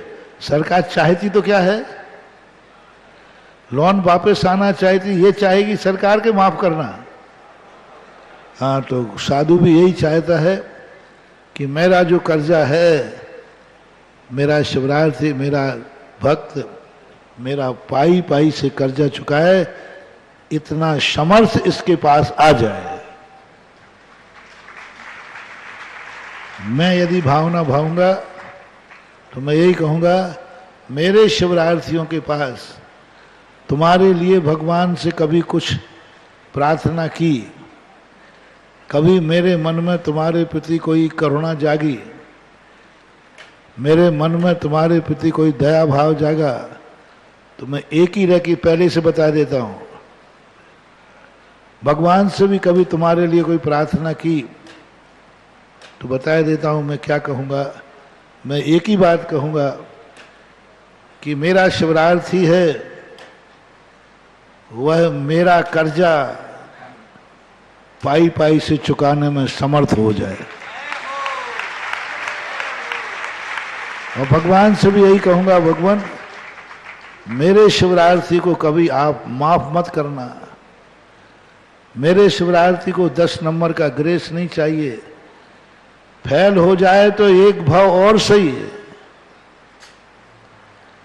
फेल हो जाए तो एक भाव और सही, लेकिन भगवान हमारा शिवरार्थी इतना समर्थ हो कि आपका भी कर्जा पाई पाई से चुकावे, पाई पाई से चुकावे। आपकी उसने पूजा की है, आपके दर्शन करके निधत निकाचत कर्मों का क्षय किया है, इस कर्जे को प्रत्येक शिवरार्थी चुकावे। अर्थात प्रत्येक शिवरार्थी एक दिन, जिसने जिसने 10 दिन में भगवान की पूजा की है, दर्शन किया है, तो प्रत्येक शिवरार्थी एक दिन भगवान बने। एक कर्जा चुकाने का पैटर्न है। लेकिन फिर भी संसार है, हम कितने कुछ कहें, लेकिन कितनी कुछ कहें, लेकिन फिर भी वह सभी संभव नहीं हो पाते। अब कर्जा माफ करने का तरीका बता रहा हूं, दूसरे नंबर का। पहला तरीका यदि पसंद आ गया हो तो फिर यहीं गौण करूं।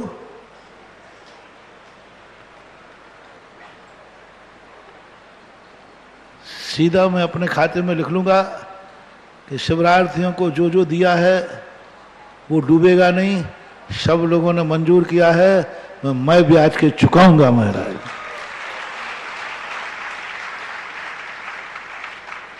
देखो, ध्यान में तो मैंने तुम्हें मुनि बना ही दिया था, अब सही सही की ओर बन जाओ।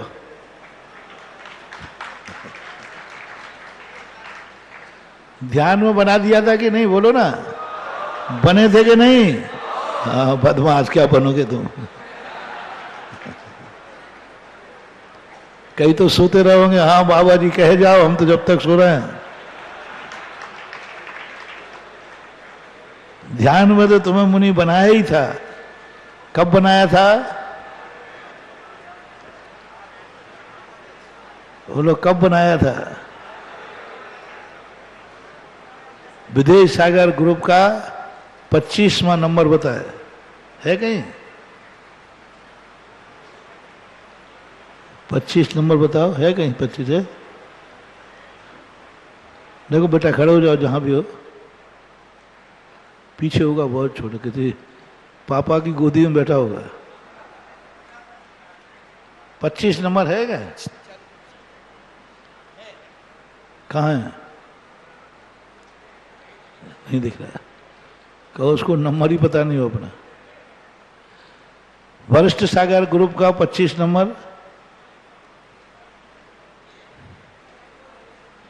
34 नहीं 24 चाहिए।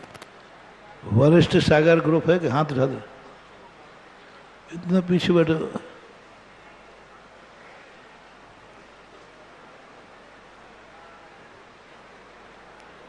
हाथ उठा भाई, है क्या? अच्छा है।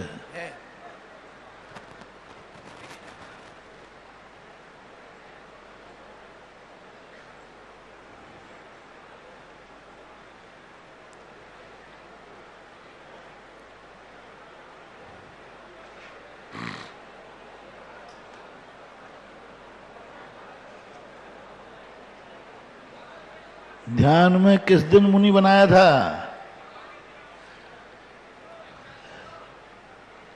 आवाज नहीं आ रही माइक से। ओम 25 नंबर विदेश सागर वरिष्ठ सागर दोनों ही मिल गए। हाँ दोनों में बता कोई है। किस दिन मुनि बनाया था ध्यान में?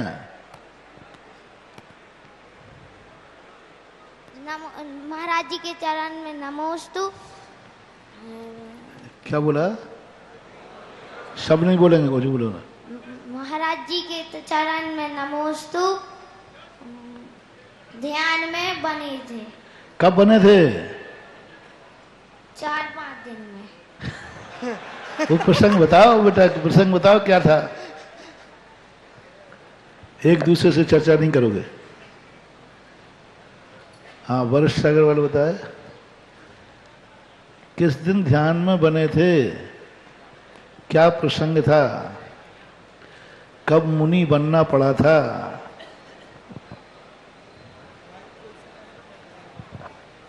गंभीर सागर ग्रुप नमोस्तु महाराज श्री। हाँ बता रहे हो? महाराज श्री तीसरे दिन बनाया था। क्या प्रसंग था?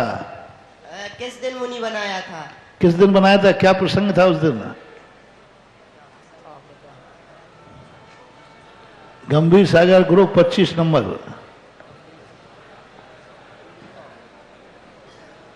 गंभीर सागर 25 नंबर, खड़े हो जाएं। कहाँ बेटा? बोलो जल्दी बोलो। है गंभीर सागर ग्रुप 25 नंबर। 25 नंबर है।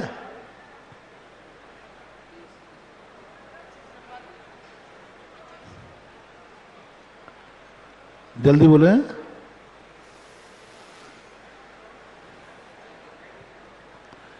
अगला नंबर 35 नंबर गंभीर सागर ग्रुप। 45 नंबर गंभीर सागर ग्रुप। शीघ्र खड़े हों जिनका नंबर बोले। सुधा सागर ग्रुप 104 नंबर। सुधा सागर ग्रुप 104 नंबर। 104 नंबर सुधा सागर ग्रुप से शिवरार्थी क्रमांक 104। सुनो शीघ्रता से खड़े हों। हाँ बोलो।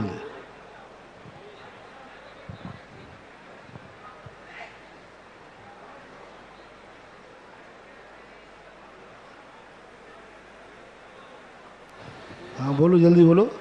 माइक चालू, माइक से बोलो। है मालूम है तो बोलो फिर। नहीं पता। नहीं मालूम, सो रहे थे आराम से। सुधा सागर ग्रुप 99 नंबर 99।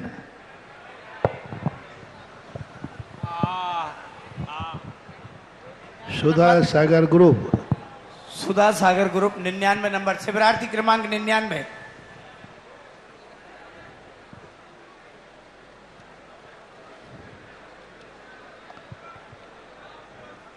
देखो नाम फिर रजिस्टर उठाना पड़ेगा, क्या फायदा। कहाँ है?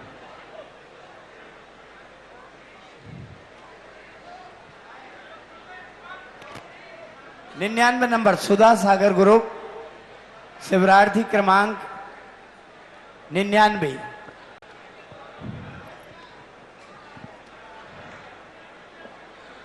समय सागर ग्रुप 2 नंबर, समय सागर ग्रुप 2 नंबर।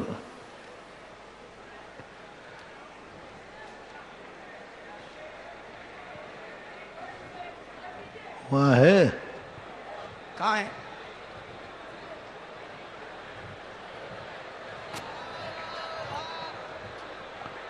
आवाज नहीं, आवाज नहीं। माइक पहुंचाओ। नमोस्तु महाराज जी। समुद्र का बीच में मुनि का आप बता रहे थे, क्या प्रसंग था? किस मुनि किस लिए बनना पड़ा था? उनको मतलब मगरमच्छ वगैरह जो थे वो उनको घेर लिया था और इस तरह का प्रसंग था। नहीं,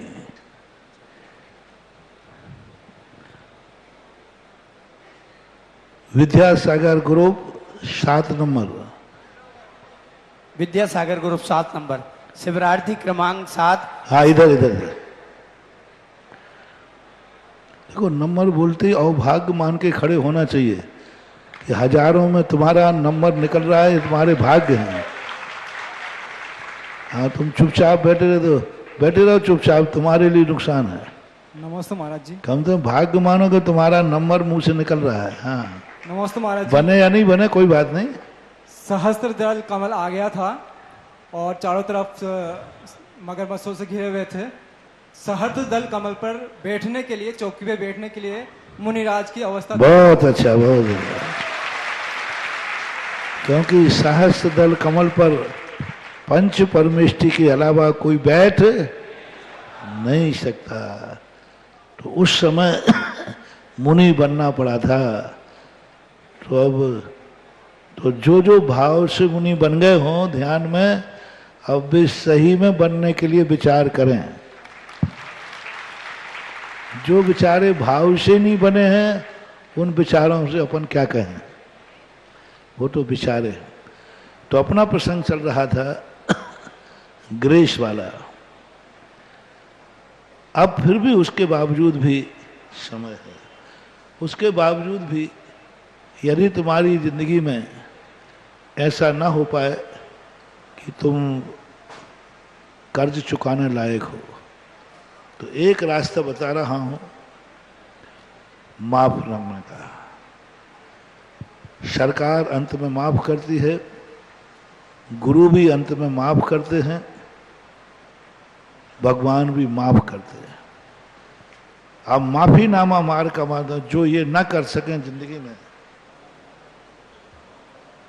क्या है?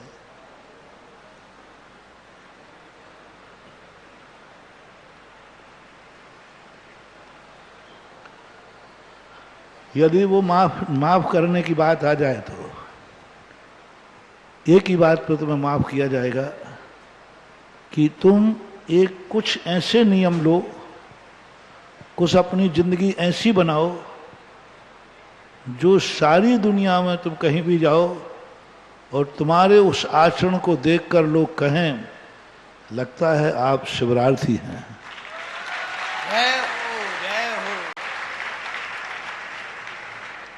और आपसे कोई पूछे कि आपके अंदर ये दुर्गुण तो नहीं है, क्या आप गुटखा तो नहीं खाते हैं, क्या आप रात्रि में अन्न की वस्तु तो नहीं खाते हैं, क्या आप शराब तो नहीं पीते हैं, क्या आप जुआ तो नहीं खेलते हैं, आपके अंदर शब्द विषण तो नहीं है। ऐसा कोई साधु कभी तुमसे पूछे कि तुम्हें ये विषण तो नहीं है, क्या प्रतिदिन अभिषेक पूजन करते हो, ऐसा तुमसे पूछे कोई, तो तुम्हें किसी उसमें ये नहीं कहना है नहीं करता हूँ, नहीं करता हूँ, ये नहीं कहना। इतना ही कहना महाराज जी, बार बार ना बोलने की अपेक्षा एक बार ही कहता हूँ, मैं सुधा सागर महाराज का शिवरार्थी हूँ।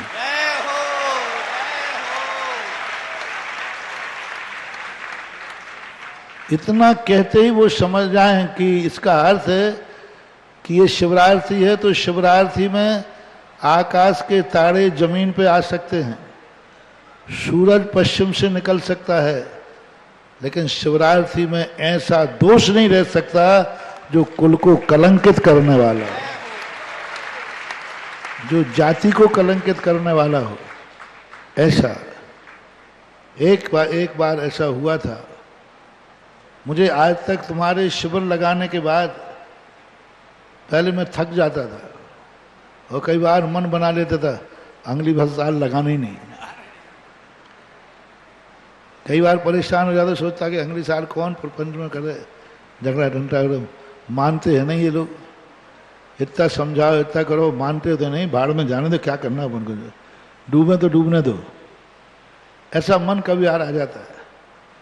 लेकिन एक महाराज मिले, उन्होंने मेरा साहस बढ़ा दिया। उन्होंने कहा महाराज गजब का आपके शिविर का। मैंने क्या बात होगी, कोई शिवरात्रि नहीं गलती? बोले नहीं, मैंने उससे ये चीजें पूछी तो बिल्कुल वो मेरी तरफ देखता रहा। मैंने कहा बेटा गुटखा तो नहीं खाते? उसने कुछ ना हाँ ना कुछ नहीं कहा। फिर मैंने कहा शराब तो नहीं पीते, रात भोजन, सब में 5-7 चीजें पूछी, उसने कुछ भी नहीं बोला। अंत में बोला महाराज जी इन सब का जवाब एक ही है कि मैं सुधा सागर के शिविर का शिवरार्थी हूं।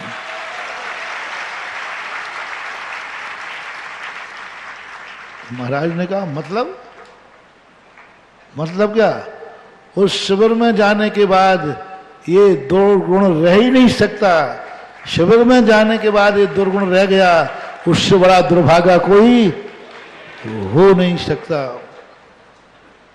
उस दिन महाराज ने मेरे से कहा, बोले महाराज क्या गजब का विल पावर। उसने हाँ नहीं कहा कि नहीं करता हूं, ये नहीं कहा, उसने शिविर का परिचय दे दिया। बस उस दिन मुझे पहली बार लगा कि मैंने शिविर लगा करके अच्छा कार्य किया है। ये है हमारी मजदूरी, जिसका नाम गुरु दक्षिणा कह दो। ये है ऋण माफ कराने का तरीका, कि तुम्हारी चर्या देख करके लोग कहें आज के युग में ऐसा श्रावक। जरूर ये शिवरार्थी है, जरूर ये शिवरार्थी उनके मन में तुरंत आ जाए। जैसे व्यक्ति पूछता है ना हम रात में नहीं खाते, तुरंत सामने लगता है आप जैन है, ऐसे तुरंत कह देता है। आलू प्याज की मना करो होटल पे, कुछ मत बोल रहा हूं, आलू प्याज मत डालना, तो क्या कहेगा तुरंत? ऐसा ही तुम्हारी चर्या देखकर यहां से जाने के बाद लोग लगे लगता है ये शिविर का शिवरार्थी है। यदि ये पहचान तुमने मुझे दे दी तो मैं भी जैसे तुम शिविर में आके धन्य हो रहे हो, मैं शिविर लगा करके धन्य हो जाऊंगा।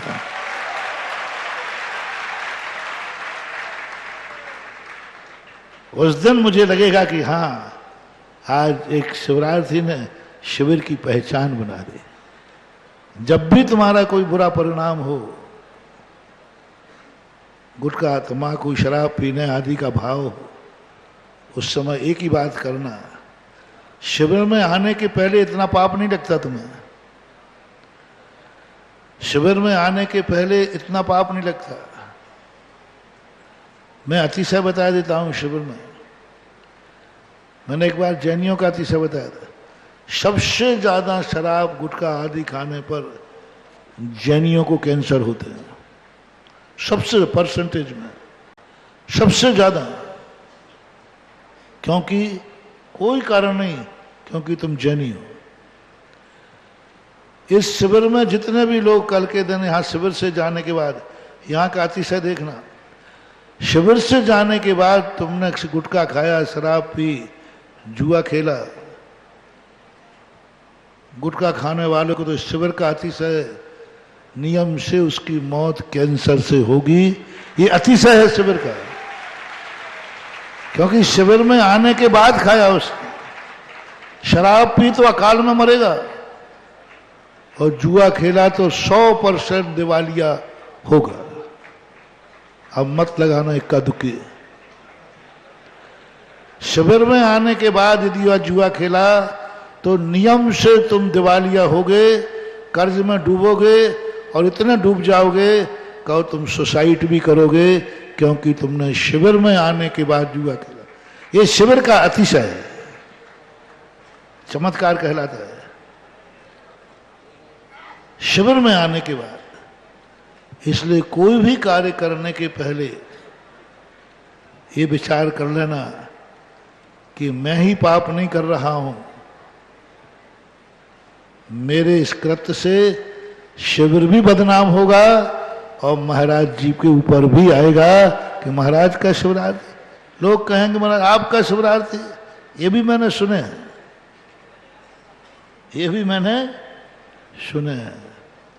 तो जो व्यक्ति इस प्रकार निगेटिव सुनाएगा, किसी ने यदि मेरे से कह दिया महाराज आपका शिवरात्रि शिविर में आया है, आता था, आया है और शराब पीते पाया गया, गुटखा खाते पाया गया, जुआ खेलते पाया गया, सुन ले रे महानुभाव, मैं अभिशाप दूंगा नहीं, यह अभिशाप इतना खतरनाक होगा कि तू कितने भवों तक भी कभी धूल से ऊपर नहीं उठ पाएगा।